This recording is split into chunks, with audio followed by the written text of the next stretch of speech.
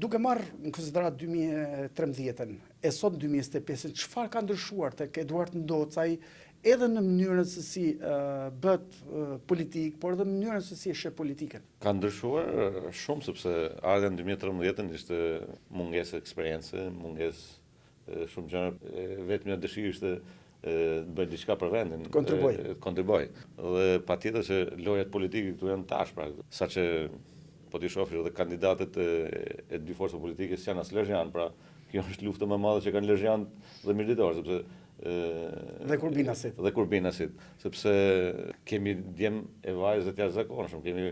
burra të mirë dhe gratë të jashtëzakonshëm në qark, por nëse kemi kandidat për deputet në këto listat e mbyllura në thojza. Sot jam më i qartë në politikë, më i qartë në aleanca, më i qartë atë që kërkoj, më i qartë atë që mendoj, dhe mendoj se ditë lexoj dhe atë si kundërshtarin politik, si dhe aleatin tim politik, dhe kjo është një